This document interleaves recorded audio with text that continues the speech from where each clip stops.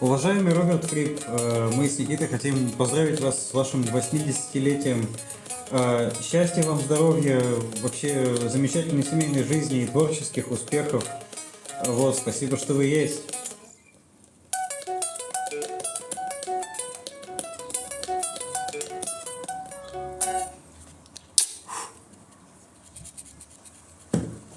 Итак, на чем мы остановились в прошлый раз? Мы остановились на альбоме Lizard. Был такой. На третьем альбоме он вышел в 70-м году. Да, в 70-м году. Мы уже установили, на самом деле, что состав King Crimson это... Флюидная штука. Да, это очень флюидная штука, не какая-то постоянная величина.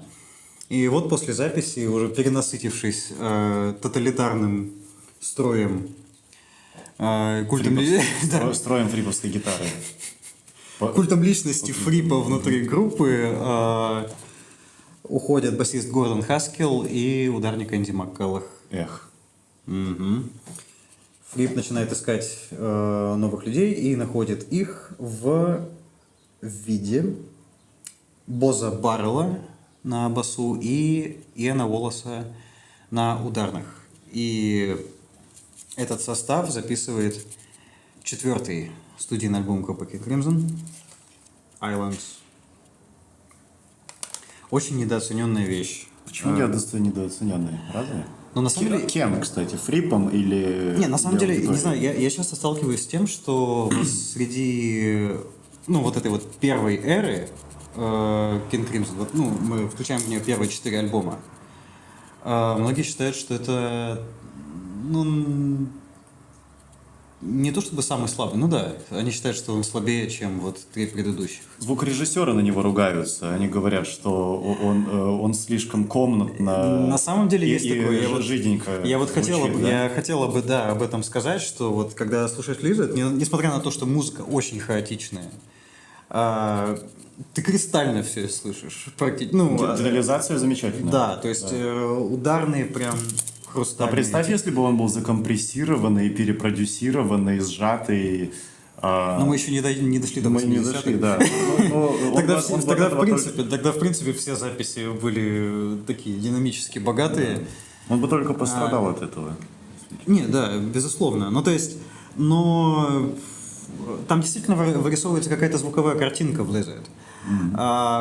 И первое, что приходит на ум, наверное, первая разница с предыдущим, когда слушаешь Islands, это что ты действительно прям чувствуешь вот эту, уж не знаю, какое там было помещение, но ты чувствуешь комнату. Ты слушаешь и видишь группу в комнате с натуральной реверберацией, где звук немножко приглушен в некоторых моментах. Особенно на ударных это слышится. Прям вот по ударным очень можно судить. Однозначно мистика ударных заключается в том, что они как будто далеко, но при этом читаются отлично. Да, это очень... Каким образом это было достигнуто, непонятно. Я подозреваю, что на Islands было меньше овердапов. Возможно, то есть Lizard довольно сложный, наверное, по комплекции и продакшену, то есть там очень много инструментов. Я подозреваю, что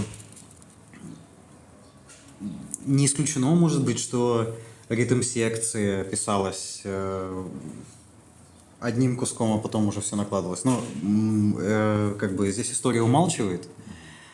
А Islands действительно звучит как будто группа в гараже, то есть пропадает вот это массивное, прям ощутимое пространство, вот этот воздух, и весь микс... Не сказал бы, что воздух пропадает. Просто микс... Может быть, он становится как-то более домашним, близким и интимным. Микс становится, действительно, он более интимный и более, закрытый. То есть слегка более душный. Более душный микс. Именно микс. О музыке сейчас поговорим. Что у нас по музыке, кстати? Ты включаешь альбом, и первое, что ты слышишь, это Momentary Lady. Да. И, кстати, тоже, музыкально это тоже о многом говорит. То есть мы на Lizard слышим, первое, что мы слышим, это вот элегантная игра Типпета, а здесь это такая грузная виолончель, которая задает вот главную мелодическую тему, типа ба-ба-ба-ба-ба-ба. И потом она в вокале еще дублируется. Да, да, а потом ее подхватывают как раз уже вот эта очень воздушная флейта Мэла Коллинза и, опять же, Типпет свои вот эти... И мы приходим исполняет. к остенатному басу, потом... Пока что не совсем. На самом деле, что мне очень нравится в этой вещи, что ты имеешь в виду припев. Типа, Я говорю, пам, да, это остенатный бас вступает уже вот в припеве. Ну да, да. А куплеты, они поются вот как раз вот поверх этого экспрессионистского какого-то полотна из клавиш, флейт, виолончели и перкуссии. По-моему, там были чаймс или что-то в духе того, колокольчики, вот что-то такое. Очень здорово сделан контраст здесь, на самом деле. Лирика Синфилда, вот эта романтическая, снова в строю, снова как отдельный инструмент со своей партией. Такое ощущение, что вот именно в этой вещи есть антитеза чего-то аполлонического и дионисийского, то есть противопоставление более-менее рациональных и выверенных гармоний, которые в очень тугой пачке с мелодиями, и потом уже более диссонирующая, хлесткая секция в дальнейшем. Я, честно говоря, не сказал бы, что оно прям хлесткое, потому что Мне кажется, как только мы по подбираемся ко второму сравнению. припеву, который уходит уже в джем, она диссонирующая местами, действительно, то есть звучит довольно хаотично, но при этом у нас... Хлесткая в плане художественной выразительности, то есть это очень любопытно смотрится на контрасте, например, с первой частью. Ну, мне, вот, честно говоря, она всегда казалась очень расслабленной. По крайней мере, в ритмичном... Ну, то есть, вот есть этот стабильный такой гипнотический грув, типа пам, пам, пам, и он продолжается прям до самого конца песни. Чуть ли не 5-6 минут, просто пам, Да. пам. Ну и поверх него уже... И поверх него там саксофон, струны да. и сакс, да. То есть просто как будто у нас вот есть этот холст из этого простого ритмического рисунка, а потом приходит Джексон Поллок и такой... Вот. В прошлый выпуск в силу технических неполадок... Да, человеческих, технических. Я просто... Я виноват, мы не успели... Мы поговорили про Islands, но это не вошло в выпуск и не записалось. И в выпуск не вошел наш замечательный разговор про диссонансы в музыке King Crimson. Наше рассуждение о том, что диссонанс является более информативной музыкальной единицей, и нашему мозгу очень любопытно и интересно слушать секции вроде этой, про которую мы сейчас говорим, потому что он как будто ищет разрешение этого диссонанса и либо получает его, либо обманывается. Либо не получает. И когда он не получает, возможно, он склонен искать это разрешение каким-то иным способом. Возможно. Или вообще переоценить свою парадигму разрешаемости, где разрешение. Где разрешение, где теншн, где релиз. То есть вот эти моменты, они действительно очень сильно размываются. Как бы она перепрошивает мозг слегка. Sailor's Tale дальше у нас идет. Потрясающее аккордовое соло Фрипа. Да. Оно очень похоже на... Кстати, не первый и не последний раз вот такое соло. Если мы найдем, мы поговорим. Оно чуть ли не банджо или балалайку вообще напоминает. Возможно.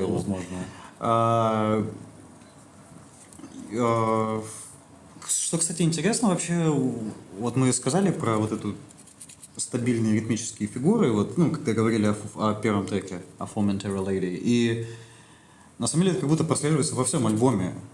Да. То есть там вся экспрессия уходит в солирующий инструмент, то есть в клавиши, в сакс, в гитару Фрипа. Ритм-секция очень-очень четкая, типа не Premier Lizard. Letters у нас дальше.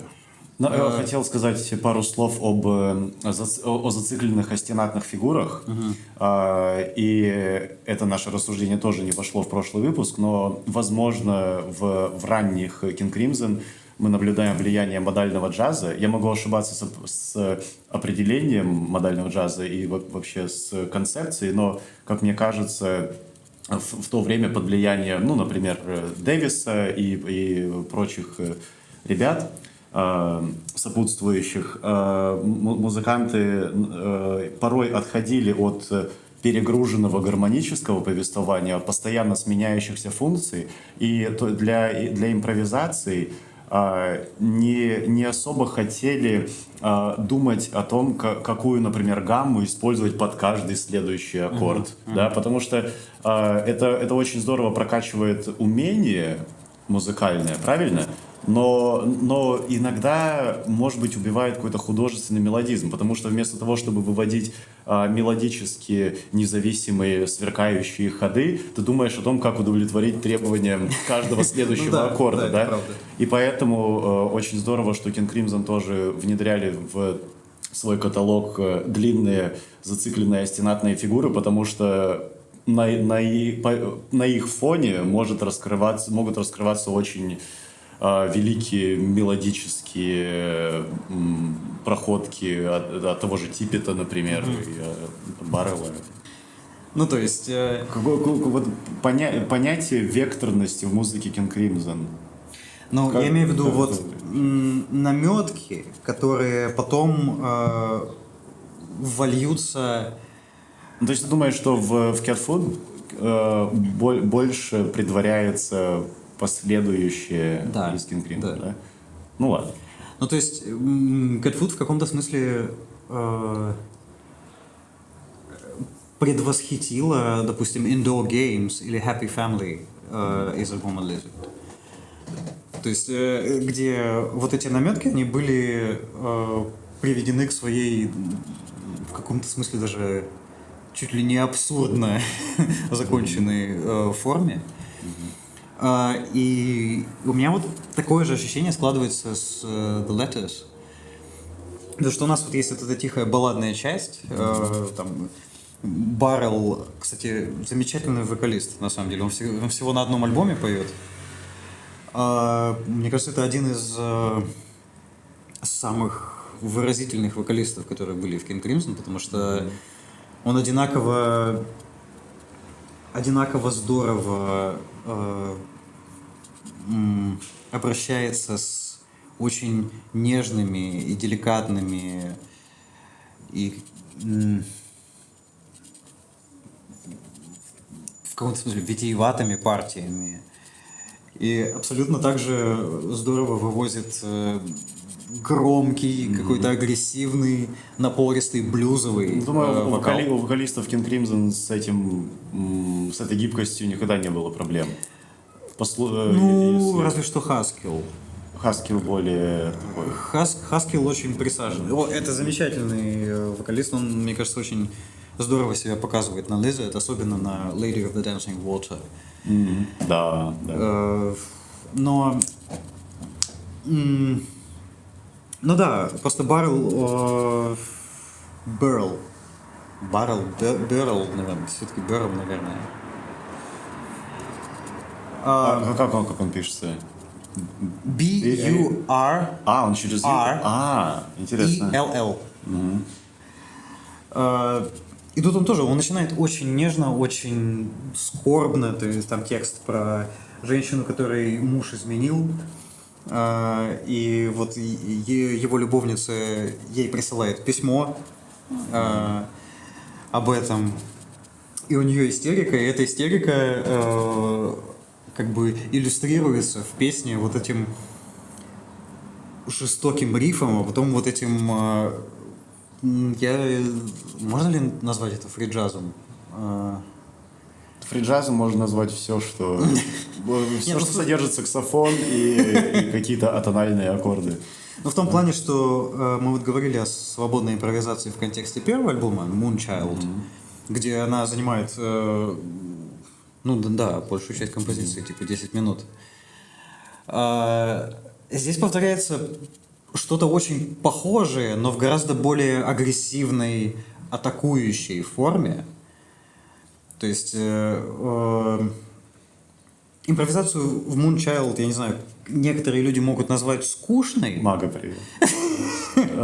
Да, многие могут воспринять ее как заполнялово, как попытка Давайте с этим дома разберетесь. до хронометража. Мы поговорим с ним еще об этом, да. Пригласим его как-нибудь.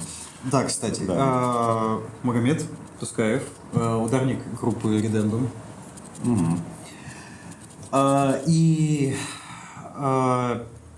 Но мало ли кто назовет, мне кажется, ее неприятной.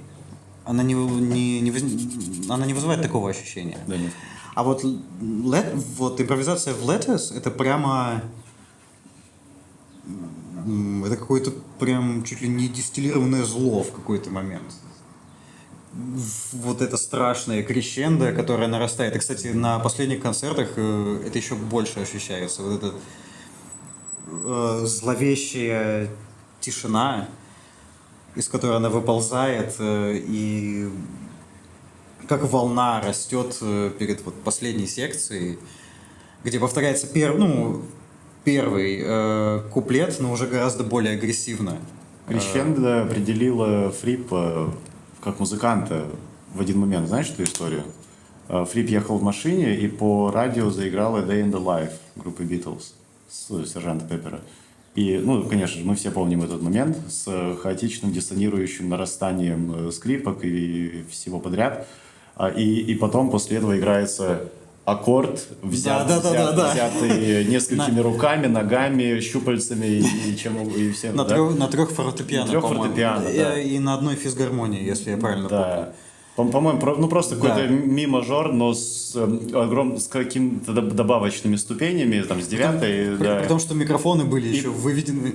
Они докручивали прям на самый максимум по гейну, чтобы этот аккорд финальный в Day in the Life звучал как можно дольше. И Фрипп сказал, что когда он услышал этот аккорд, он вообще все понял об этой жизни.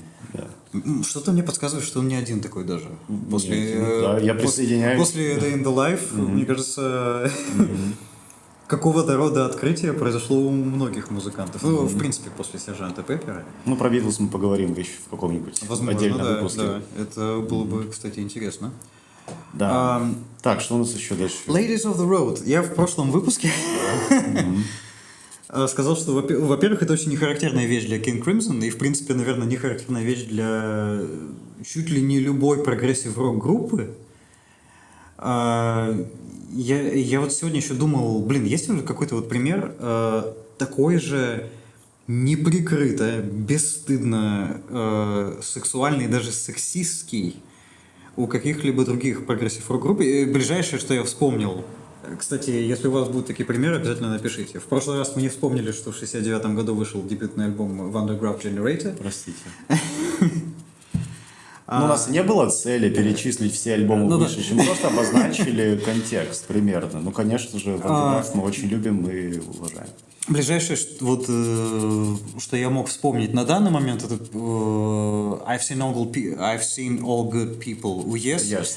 Но это настолько обтекаемая формулировка, он сравнивает это с шахматами. Сексуальное поведение с шахматами. Я, честно говоря, каждый раз, когда я слушаю, я не считываю этого. Но в Википедии приводится, по-моему, чуть ли не интервью Джона Андерсона, где он именно так трактует эти строки. Это про Группис. Да, это про Группис, и она звучит так... Не Андерсон, а... Да, Ladies of the Road. Это мерзкая песня. Она местами прям отвратительная. И я ее просто обожаю. Поддерживаю. В прошлый раз это не вошло, и я говорил, что Ladies of the Road вы получите, если возьмете, наверное, самую пошлую песню каких-нибудь, я не знаю, Led Zeppelin или Rolling Stones, любой кок-рок, 70-х, поставите ее на стол, введете в нее шприц с тестостероном, И будете накачивать до тех пор, пока она не превратится в экспонат кунсткамеры, вот какой-то расползающийся на столе и воняющий. Вот. Кок-рок — классный термин, я никогда не слышал и не использовал. Я возьму на вооружение. У нас открылась дверца, кажется, к нам. Это кот. Стучаться. Это кот? Это кот. Вот, слово проблематичный даже не начинает описывать, мне кажется, Ladies of the Road. И не в пример Yes, лирика там очень графичная. То есть, мне кажется, в руках любого другого автора это был бы просто уже набор сексуальных иннуэндо в духе фильма «Голый пистолет». В каком-то смысле. Что-то такое, да. Очень хочется верить, что это скорее пародия на подобный подход к написанию. Ну, то есть, потому что музыкально это тоже очень чувствуется. Это прям такой склизкий блюз. Причем там есть соло Фрипа, и тоже не то, чего ты ожидаешь. Вот в гитарном соло к такой песне это просто набор каких-то визгов, лязгов, как будто очень враждебных уху. Я где-то вычитал, что это была попытка аудиально обрисовать женский оргазм. О, как. Да. Вот, но я ничего не могу с собой поделать. Я очень надеюсь, что это не какой-то реальный шовинистический взгляд. Надеюсь, что это пародия на него. Если это пародия, то, черт, снимаю шляпу. Я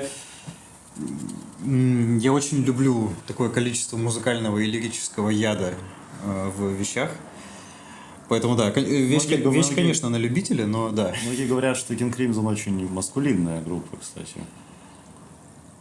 Что думаешь? Я вообще никогда их как-то гендерно не привязывал. Они мне никогда не казались не то что маскулинными, они мне даже антропоцентричными, честно говоря, не казались. Ну, вот мы про это поговорим, кстати. То есть это вообще где-то... Это существует в какой-то вселенной, где нет вот мужчин, женщин и даже людей. Просто есть какие-то сгустки энергии. Ну да, это что-то вне, что-то трансцендентное. Можно я верну маленькое рассуждение сейчас про как раз антропоцентричность в King Crimson и в фигуре Фриппа? Так. Я хотел поговорить про Фриппа, в частности, под прожектором человечности и постчеловечности. То есть, если мы говорим про гуманизм как про подход к культуре, который заключается в положении человека в центре, да, человек как мера всех вещей, и все окружающее как что-то подспудное, да, как какое-то подспорье для выражения психологизма лирического героя. Да? Ну, то есть что-то такое модерновое, связанное с поиском смысла и антропоцентричное. То есть у Фриппа такой элемент присутствует, потому что мы знаем его как последователя Гурджиева и приверженца всяческих дисциплин, связанных в том числе с физиологией, гитариста, ну, наверное, даже с какой-то анатомией гитарной посадки и постановкой рук. Немногие вообще гитаристы в рок-дискурсе обращали на это внимание, как мне кажется. Для меня это, кстати, очень важный элемент, потому что мне недостаточно, если красивая музыка играется какими-то руками-крюками, зажатыми, неуклюжими. Да, я помню этот. Да, то есть мне очень важно испытывать еще и визуальное переживание, связанное, например, с постановкой пальцев на грифе. Это же так красиво, когда они элегантно двигаются. Вот, то есть у Фриппа есть такой довольно антропоцентричный элемент вообще во всем, что он делал, направленный на личную дисциплину. Но в то же время есть и постгуманистичный элемент во всем, что делал Фрипп. Я думаю, мы с тобой согласимся, что Фрипп — это очень жирное постмодернистское высказывание в том числе. Да, во многом. Кто-то очень хорошо сказал про музыку King Crimson, что это просто это это какое-то варево из всего, что Варево творилось из всего, да. в 20 веке, в культуре, в истории, да. И здорово, как Фрип все эти течения в себя вобрал, как-то переформатировал и вылил это в дискографию King Crimson в том числе. И, опять же, одной из черт гуманизма является какая-то европоцентричность, да, то есть некое выделение и обособление европейского белокожего субъекта, и в радикальных формах это приводит к чему? К событиям 1939 года, например, да? Да. Да, то есть, еще раньше, но да. Да, и присутствовало все-таки в европоцентризме восприятие всего остального как периферийного и вспомогательного, какое-то снисходительное отношение. Недокультур. Какие-то, да, недовосточные культуры. Протокультуры, да, и тому подобное. И что мы имеем, опять же, в очень постгуманистичная тенденция и постевропоцентричная в деятельности Фрипа. Мы помним, что он начал делать ближе к 80-м внедрение индонезийского гамелана. Да? Вот какая разноплановая фигура вообще. Мы еще, да, извини, пожалуйста, мы еще, кстати, дойдем, у нас спрашивали, будем ли мы обсуждать более поздний альбом. Обязательно мы доберемся обязательно до 80-х. Смотря какие поздние. Поздние в сравнении с 60-ми и 70-ми, да. Про 80-е мы будем говорить, не затыкаясь. А вот про 90-е, уважаемая аудитория. Ну, что про 90-е? Ладно, давай сначала доберемся, а то мы сейчас подписчиков потеряем. Возможно. Наши драгоценные 18 или сколько? Уже 18, кажется, набралось, да. Спасибо, что смотрите. Вот. Да, ну, то есть, в какой-то степени, вот, закольцовывая разговор, вот ты меня спросил, мне как-то привычно очень думать о музыке King Crimson и о музыке Фрипа, ну, то есть, как, as an extension. Как о какой-то силе природы даже, с которой ты не то чтобы можешь договориться или как-то совладать с ней, ты ее можешь только принять. То есть это какой-то катаклизм. Ну да. Который больше, чем сумма слагаемых, больше, чем состав группы. То есть, возвращаясь к тому, что Фрип говорил о том, что King Crimson это не группа, да, это группа, это метод. Метод, да. это подход к делу, да. Да. Возвращаясь к Islands, за что его, кстати, вот один из каких-то моментов критики, который довольно часто всплывает, что он очень разнородный. И вот у нас вот после этой...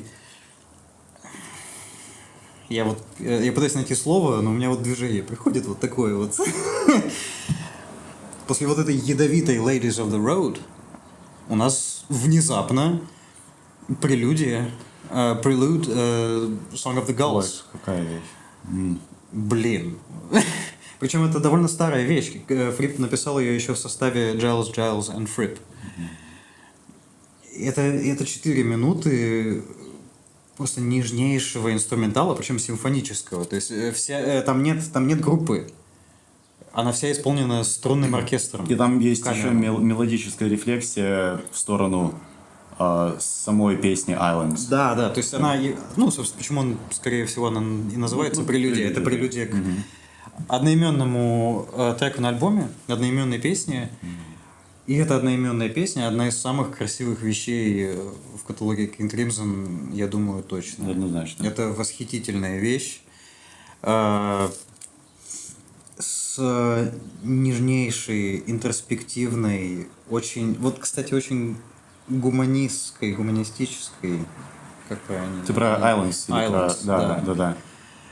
Ну да, это в каком-то смысле эскатологичный антропоцентризм даже, но она очень, это такая гуманистическая эскатология, то есть какое-нибудь рассуждение о конце, о закате, там даже строчка такая есть, мои закаты угасают. My sunsets fade, да. Да. И вот это принятие, ну, то есть остров — это очень изолированная вещь, и вот эта тяга к формированию в группы, ну, назовем это условно любовью. Ну, в каком-то, да, это во многих смыслах это о любви, действительно. В смысле более широком, чем просто романтическая любовь, о любви к другим людям, о тяге к другим людям. Это же идет из выражения «No man is an island». Кстати. И Синфилд сначала как бы противоречит этому в тексте, то есть он описывает рассказчика, лирического героя песни, как обособленный остров, на котором происходят все эти сюрреалистические какие-то события, картинки, где кошки гоняются за мышками, фиолетовое небо, пурпурное небо. То есть вот эта идиллическая картина одиночества, но в припеве у нас «Islands join hands in heaven's sea». Гобой звучит. Это была одна из, наверное, эта песня была одна из причин, по которой я так люблю этот инструмент. Да, финальная секция. Да, финальная секция с мелатроном, вот этим обволакивающим, как морские волны, которые касаются острова. И соло на трубе, и заведенные куда-то вдаль ударные, которые ты еле ударные слышишь. далеко, но читаются. Вот я говорю, не понимаю, как это происходит. Ударные далеко, но их читаемость потрясающая. Это, я бы назвал это, наверное, читаемость. Может быть, еще связанное с какой-то склонностью ума дорисовывать. Очень много такого эллипсиса в дискографии King Crimson. То есть недосказанности и предоставление вот этого простора для толкования и дорисовывания каких-то элементов. Насчет заката, в том числе это закат Синфилда как штатного поэта Да, это, на самом деле, говоря о Байланс, мы действительно должны понимать, что это конец целой главы в истории группы, потому что каждый альбом закат — это не только Синфилда, закат — это вообще всей группы. Перед рассветом, который мы будем встречать с пением жаворонков. Поехали. В общем, да, действительно, Синфилд, союз Фрипа и Синфилда распадается, как бы сказать, в этой точке после выпуска этого альбома, да, вот этот тандем.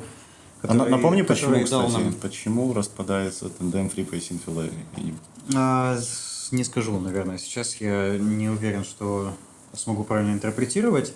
Я могу точно сказать, почему группа в принципе распадается, весь состав, потому что, на самом деле они поехали в тур, чтобы, обкатать Islands, как, промо-тур, и Фрипа все больше волновало, что он не на одной волне с музыкантами. То есть Мел Коллинз, босс Берл, господи. И сложно быть на одной волне с Фрипом вообще. Солидарен. Но здесь конкретно, есть достаточно определенные причины. То есть его всегда интересовала импровизация, а вот этот состав, точнее, большее количество музыкантов в нем, они все-таки вышли из блюзовой среды. И они начали больше напоминать джем-бенд. Часть из этого слышно на концертнике Earthbound.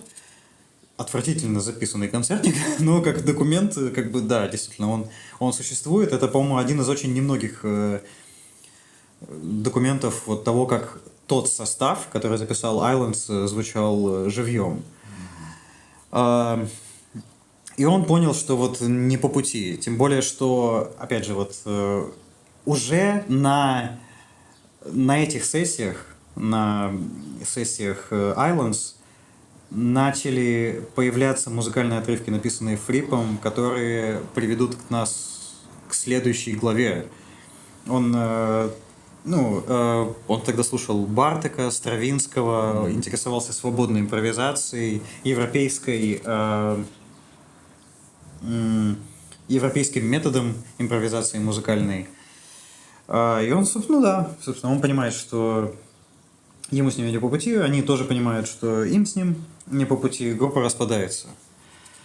И тут начинается интересное, потому что здесь у нас намечается, наверное, первый настолько радикальный сдвиг в звучании группы. 4 альбома, вот, которые мы успели обсудить, к этой точке, они действительно довольно разные. То есть между In the Court of the Crimson King и Islands существенная разница. Прям и всего лишь 2 чуть ли не пропасть. Да, да, 2 года. 2 года. Но при этом все равно, когда ты слушаешь их подряд, ты более-менее понимаешь, это вот вышло из этого, это из этого. То есть ты прослеживаешь какую-то эволюцию, которая более-менее у тебя плавно как-то протекает в понимании. Но никакого оккультизма мы не наблюдали все-таки. Да, и тут начинается весело. Я недавно смотрел замечательную документалку. Если не ошибаюсь, пользователя на Ютубе зовут Rail NYC. Фанаты Genesis поймут отсылку. Это... Он создает... Самопальные, наверное, не очень хорошее слово. На самом деле они очень хорошо сделаны. Он может взять альбом и сделать про него там документалку от получаса до часа, и он часто берет даже интервью у звукоинженеров, у продюсеров, которые были связаны с этим альбомом. Иногда до музыкантов даже добирается. Он делал выпуск про группу «Караван» и альбом «In the Land of Grey and Pink», и он ездил в Кентербери. И у него есть замечательная документалка про следующий альбом King Crimson. И это у нас Lark, Tongues and Aspic. С чего бы начать? Короче, в частности, эта документалка говорит о том, что Фрип советовался с самопровозглашенной белой ведьмой. Подчеркнем, белой. Да. Что отражается на обложке. Да, то есть здесь действительно есть какие-то... Мне сложно назвать их религиозными, но тут... Я, возможно, буду использовать слово «магия» как какое-то ключевое, пока мы говорим вот об этом. Потому что, даже вплоть до того, как собирался состав, эта белая ведьма ему чуть ли не сказала, что нужные люди сами придут. И действительно...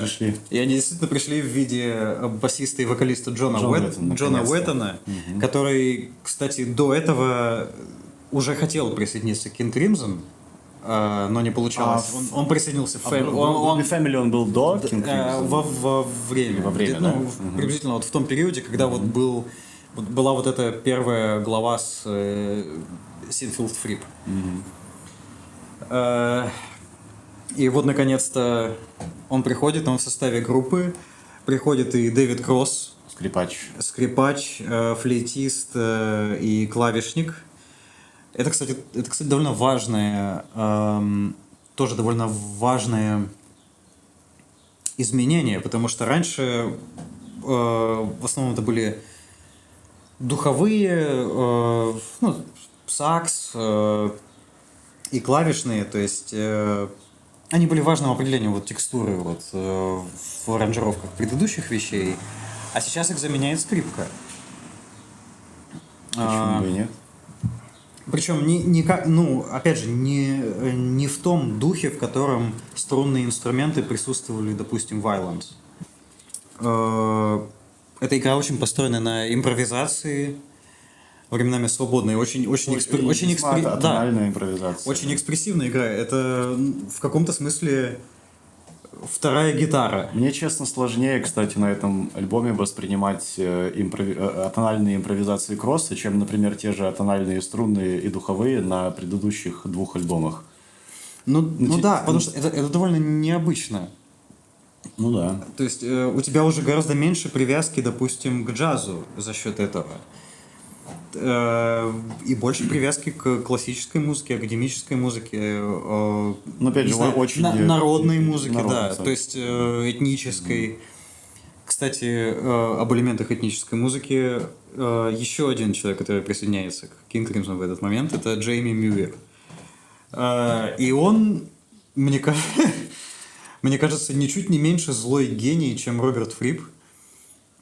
Этот чувак, это перкуссионист, он вышел из сферы свободной импровизации, который, мне кажется, даже наравне с Фрипом повлиял на Становление. на какое-то эстетическое наполнение Lark Songs and Aspic. Ну да. Он использовал в качестве инструментов все, что ему попадалось под руку. Да, перкуссия там, кстати, очень богатая. Это и Непонятно даже, мембранная что это звучит. перкуссия, и вудблоки, и калимба, и игрушки заводные, и металлические листы, и, ну, то есть, все, что звучало интересно, рвущаяся бумага на Изимане. Да. Ненавижу ее. Сейчас поговорим. В общем, Джейми Мюир и внезапно ударник Yes Билл Бруфорд. Который уходит из процветающей коммерчески перспективной группы Yes в мало обещающую группу. Да, ну то есть King Crimson, по сравнению с Yes, на тот момент как бы King Crimson это очень нишевая группа. Очень нишевая, да. Yes уже чуть ли не стадионы играли, да? Да, Yes на тот момент они уже выпустили Close to the Edge. А это, блин, это как бы... И какова... Как бы к нему не относились, это прям веха. И он и у критиков, и у публики был потрясающе успешен. И тут Бруфорд такой, да я уже все здесь. Посмотри, какая творческая приоритизация Бруфорда, который из такого хлебного коллектива уходит в King Crimson просто потому, что ему важнее культивировать свои какие-то музыкальные, профессиональные амбиции.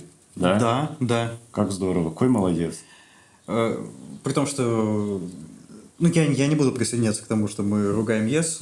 Close to the Edge — это действительно потрясающий альбом. Но... Отличный альбом. Но и правда, то есть, действительно, коммерчески успешная группа, и вот эти странные, непонятные King Crimson, которые, типа, каждый альбом меняют состав.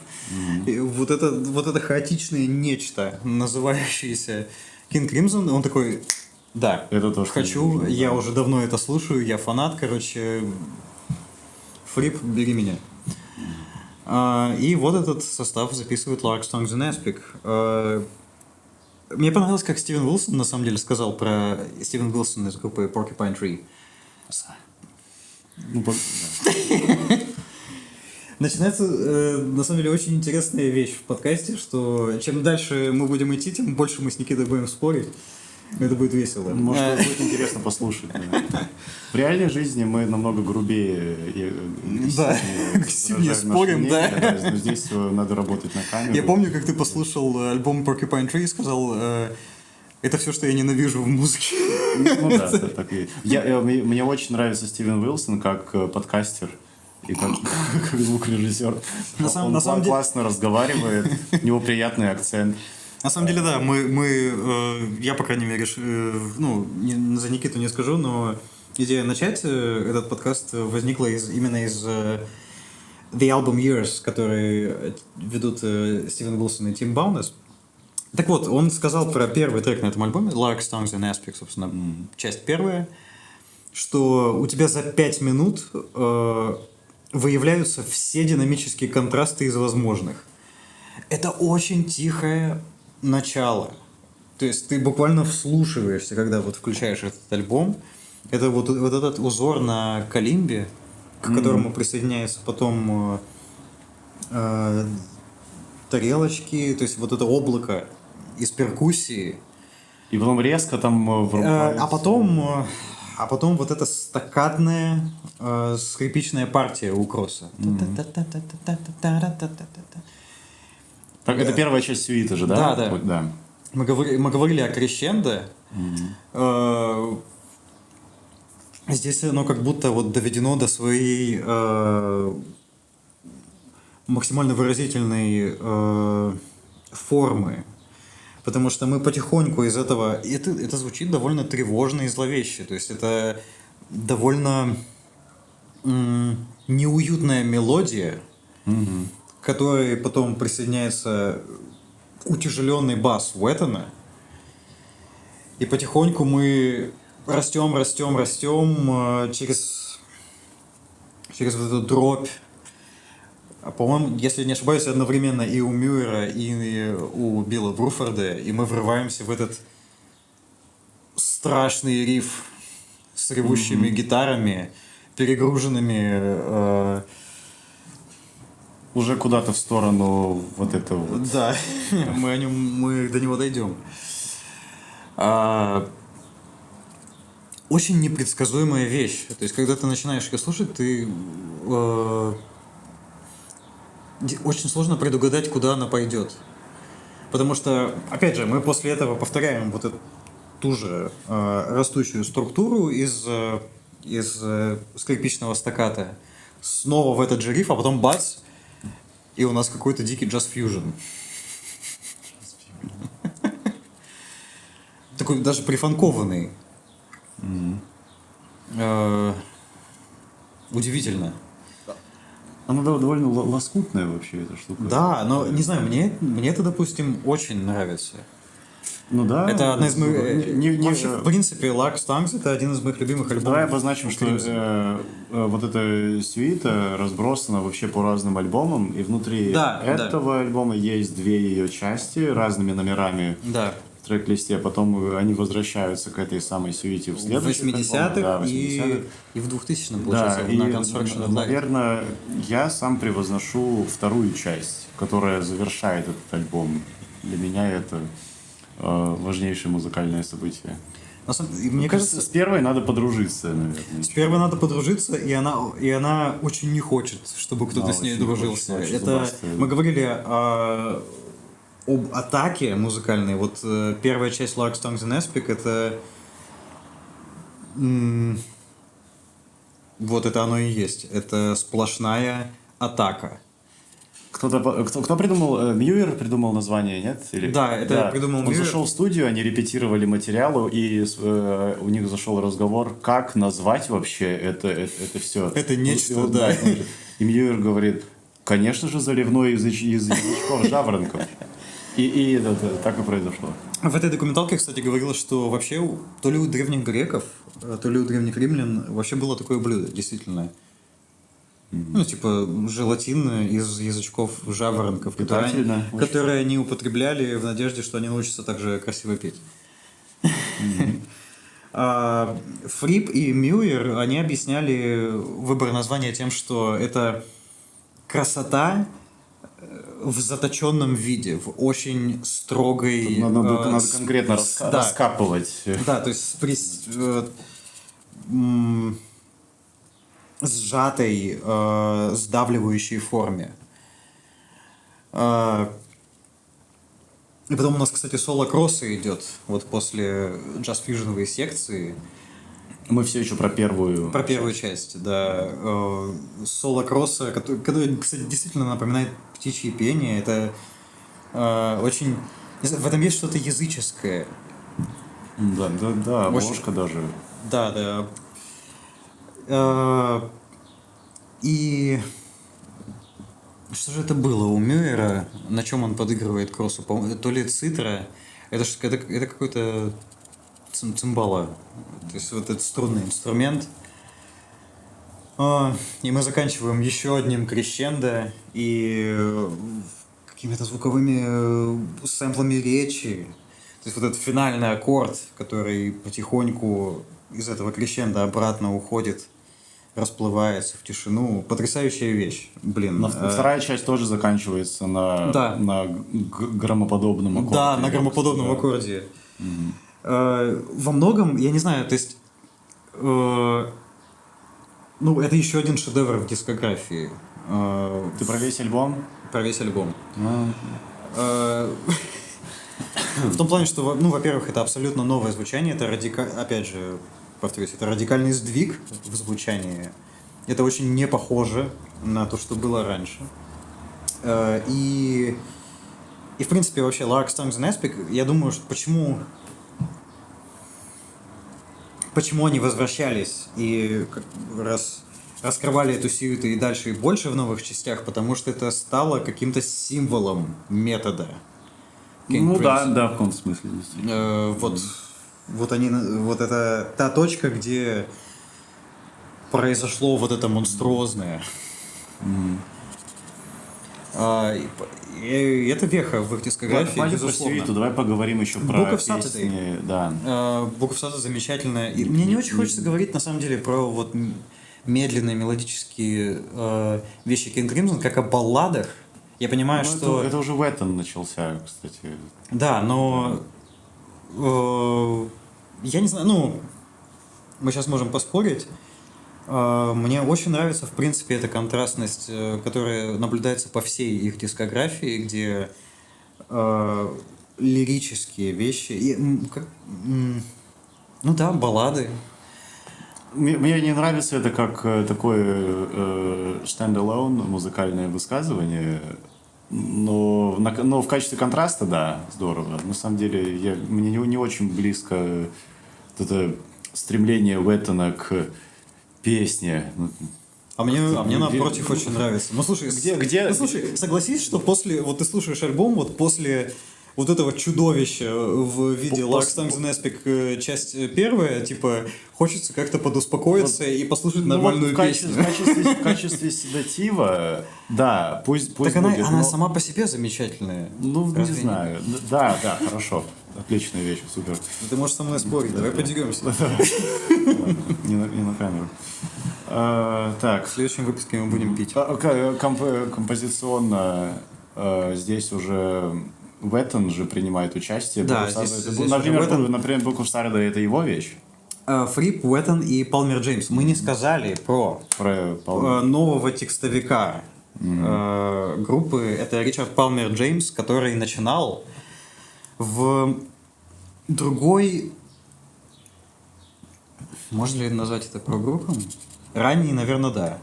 Арт-рок, прогрессив-поп, наверное, так. Супертрэмп. Замечательная, потрясающая группа. Как она находится, наверное, настолько далеко от King Crimson на музыкальном спектре, насколько это возможно, но, тем не менее, жанровые начала у них очень схожие. И вот это новый текстовик King Crimson. У него гораздо более приземленные тексты. Они гораздо более какие-то... Социально-политическое. Социальные, сатирические, урбанистские. Критика потребительского общества. И это все мы уже наблюдали в Cat Food, например. Нет, но... А здесь есть та же самая Easy Money, которая музыкально напоминает наш так любимый нами гилморовский Pink Floyd. У тебя не напоминает, кстати? У тебя нет такого ощущения, абсолютно что Easy Money это напоминает нет, это... Pink Floyd эпохи Гилмора, нет? Абсолютно нет. Разве? Эпохи Гилмора? Да, ты имеешь в виду да. A Momentary Lapse of Reason, типа? Нахер. Нет. Гилмора и Уотерса, 70-е, 80-е. Мне кажется, это Easy Money очень похоже на эту эпоху Pink Floyd. Ну, для меня это вообще не проблема. Да ладно. Ладно. Об этом мы еще поговорим. Лирически это уже было, сколько было вокруг. Нет, лирически, на самом деле, там очень классно обрисован вот этот персонаж зловещий. Причем там же есть строчки, которые не вошли в альбомную версию, зато которые Уэттон исполнял. Типа I argued with the judge, but the bastard wouldn't budge. Типа он не... там было что-то в духе And I didn't know she was a minor.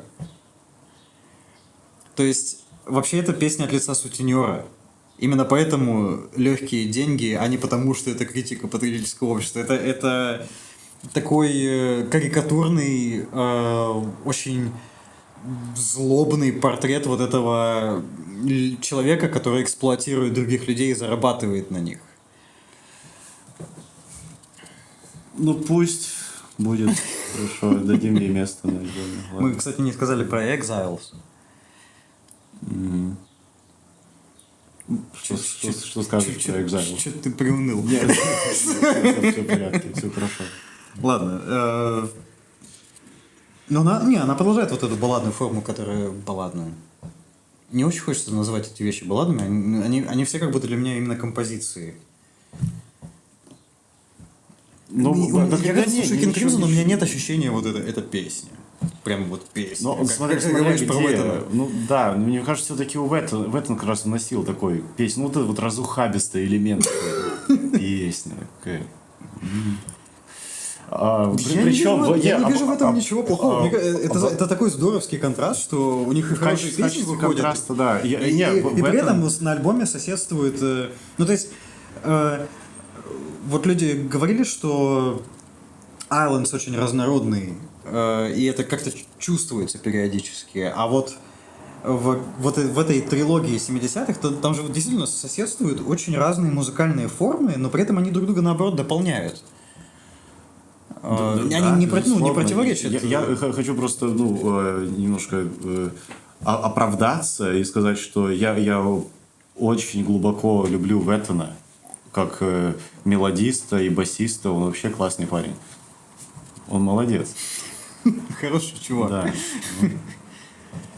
Exiles с замечательной мелодической партией у Кросса.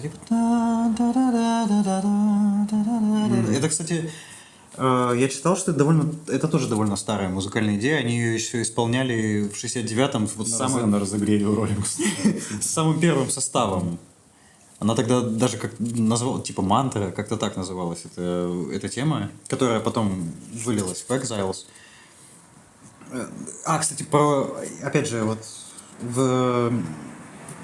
про Мюира, что и на Lark, Tongues and Aspic, и на Easy Money вот все вот эти звучки, вот это вот все, это присутствует. То есть рвущаяся бумага, какие-то такие звучащие, как раскаты грома тарелки, металлические.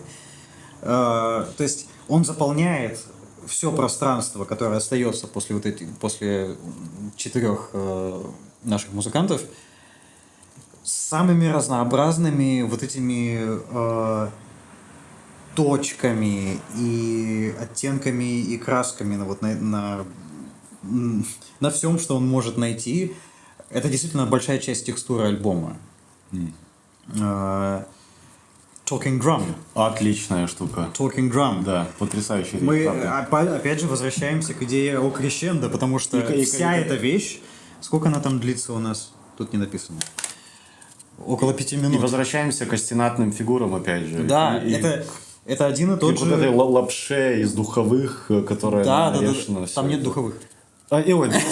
Прости. По-моему, там нет духовые, там скрипит, там кросс. Там кросс. И мы начинаем очень тихо, где Мюир играет, собственно, на том самом одноименном говорящем барабане. Эти мембраны, которые как бы способны имитировать вот интонации человеческой речи. И вот и это так, опять же, типа, вот возвращаясь к разговору о динамике, ты прям должен вслушаться, прям вот сидеть и... Потому что там вот этот звук ветра, созданный из металлических листов, и они потихонечку из него выплывают. Я не знаю, на какой громкости. То есть тебе надо прям выкрутить свой проигрыватель на максимум, чтобы это прям почувствовать и услышать. И потихоньку ритм-секция Уэттон с Бруфордом. Опять же, довольно стабильно. То есть, без переигрывания. Да, это 4 четверти. И очень простая басовая партия, которая так работает на протяжении всей композиции. Она порядка 5 минут длится, и она не меняется. Да, и это просто тритон, типа. То есть он прыгает с тоники на тритон постоянно.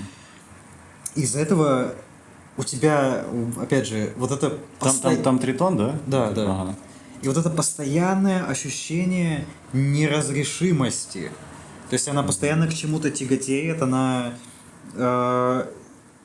но она не приходит к завершению, она приходит обратно в начало петли и снова И продолжается. опять удар в лицо гуманистичной европоцентричности, потому что какой, например, приверженец европейской музыкальной традиции стал бы базировать все на тритоне, да? Модернистские, наверное, композиторы. Тот же Барток, тот же Стравинский, тот же... Нет, это уже другая история немножко. И вот именно все равно не самый типичный ход с точки зрения, например, классической европейской концепции. Но ставить эту неразрешимость в тонику... Уже в 70-х о какой вот классической концепции идет речь, уже не вполне понятно. Ну да, но музыкально все-таки... Уже в 70-м или в 71-м вышел первый альбом Black Sabbath. Black Sabbath. В которой одноименная вещь построена на использовании тритона. Это уже введено, просто как эффектно это здесь использовано. Помнишь, мы говорили о вещи Mother Sky Can? Где Хольгер Шукай подъезжает. Да, каждый раз мне хочется на центральной площади поставить памятник Хольгеру Шукаю за... Не важно, что он не родился, не важно, что он поляк, немец. Поставим павловский ему памятник за использование этой ноты, потому что, да, и в King Crimson, и в Ken, как же здорово, когда музыканты достигают кульминационного напряжения не просто потому, что врубают все имеющиеся педали дисторшена и начинают играть очень громко и яростно, а за счет того, что они используют какие-то умные ступени. И гармонические ходы. И в том же Mother Sky у Ken, да, все начинается с тритоновой ступени в басовом ходу. Пам-пам. Это не совсем тритон. Нет, она в ми. То есть она разрешает сначала в устойчивую пятую ступень. И возвращается в тонику в конце такта, да. И она нарастает, и она внезапно довольно в конце вещи просто заканчивается громким ударом и этими пронзительными. Я даже не могу идентифицировать этот звук. Это то ли скрипка, то ли фрип на гитаре. Фрипка. Флипка. Можно закончить на этом. Вот этот страшный, режущий барабанные перепонки звук. Чувак, который делал документалку, сравнил их с освободившимися из заливного жаворонками. Вот так вот. Форма разрушается на этом взрыве, и вот они кричат и поют, и режут тебе уши. Да, помню. И что-то ведьминское тоже. Да. И вот это ощущение какое-то демоническое, оно вот во всем альбоме присутствует. Это очень, очень сильно. И вот у нас, наконец, вторая часть Large Songs in Aspic. Отличная штука. Я не знаю, что про нее сказать. Мне нравится уже более культивируемое использование, я даже не знаю, полиритмии в каком-то смысле или просто нечетных размеров и даже умной группировки этих размеров. То есть эту вещь можно воспринять, как можно посчитать на 5, но как бы более логично она ложится на 10, хотя это кратко. Вот этот вот. Это, кстати, чуть более мелодичное переложение, собственно, того скрипичного стакката, который мы слышим в первой части. Да, то есть там есть такие музыкальные отсылки, да. И опять же, гармонически все там двигается очень неконвенционально, изворотливо. И с точки зрения группировок это уложено очень любопытно. Потрясающая штука. Надо переслушать еще раз. И вот это мне очень нравится соло Кросса на перегруженной скрипке в середине, вот поверх этого рифа. И он там просто кричит, влетает вот этой страшной, не знаю, банши над вот этим ритмическим полотном. Это потрясающе. И вот это ритмическое полотно тоже очень важное средство выразительности в данной штуке. Многие ошибочно полагают, что King Crimson — это музыка долей. Да. Это что-то, это математика, это доли, это счет. А больше всего меня бесит, когда кому-то ты говоришь, что слушаешь King Crimson, а тебе говорят, а ты Tool слушал? А ты знаешь, что у Tool там вот есть еще вот такие штуки, вот такие там у них размеры. Секвенция Гачи-Мучи. Да, да. Секвенсор Гачи-Мучи. Не, кстати, за себя скажу, что Тул я очень редко слушаю, но уважаю в целом. Ну так вот, просто почему-то их ставят иногда в один ряд, и я этого абсолютно Я тоже абсолютно не понимаю. Потому что Это- King Crimson это не про доли и не про математику ради математики, однозначно нет. Совершенно. Как да. как точно и ювелирно математические концепции отвечают художественной мысли в их дискографии. Да. Каждый раз. Даже в самых сложных и изворотливых размерах. Вот, и вот мы подошли к концу. Да. этого Сейчас альбома. мы заканчиваем, потому что я бегу на концерт замечательного саксофониста Дмитрия Петручиани. Но, подводя итоги, мы доходим до того места в дискографии King Crimson, где открывается новая глава. Очередная новая глава с очередным новым альбомом. И так, Да, так, да. Так произошло 13 раз в дискографии. Ну нет, не совсем. Но это начало трилогии, я думаю, до альбома Red. Так мы дойдем до него. Да, мы сейчас обсудили, получается, первый альбом из этой трилогии, да? Да. Larkstones and Aspic. Потрясающая вещь. Очень советуем. Мы думаем Дальше. сделать выпуск про какую-то группу еще, чтобы вы не думали, что мы делаем подкаст, посвященный King Crimson. Или прогрессив рок. Или прогрессив рок. Тоже, не только Да, его. мы бы не хотели говорить только об этом жанре, потому что, Потому что не понимаем, что это за жанр вообще. да, Да. ну, во-первых. Мы сделаем, скорее всего, Во-вторых, что-нибудь. действительно, не было бы интереснее брать обсуждаемые из очень разных источников. Да, мы сделаем, наверное, следующий выпуск про что-нибудь еще, про какую-то другую команду, про артиста, исполнителя, и потом обязательно вернемся к 70-м King Crimson и к 80-м, а про 90-е подумаем. В общем, с вами были... Меня зовут Макс, это Никита. Да, это правда. Мы также, вообще в целом, мы музыканты. Вы можете послушать вы можете послушать замечательную группу Redendum И Джек Репога. и Джек Harpога и куча Давай других. всех прорекламируем сейчас. А Эндрен, Херб, не Херб, Dreams. Эйра Дримс, Маша Перфильева. Маша Перфильева, Шанти Шанти Сена. Сена, Сны Марии. Ссылки будут. Ссылки будут. На этом мы с вами прощаемся. Дальше будет, безусловно, очень интересно. Спасибо вам, что вы смотрите нас. Надеюсь, вы хорошо проводите этот вечер, или день, или утро. Надо медиатор кинуть вам в подарок. Пока. Все, заебись. На посте порежем.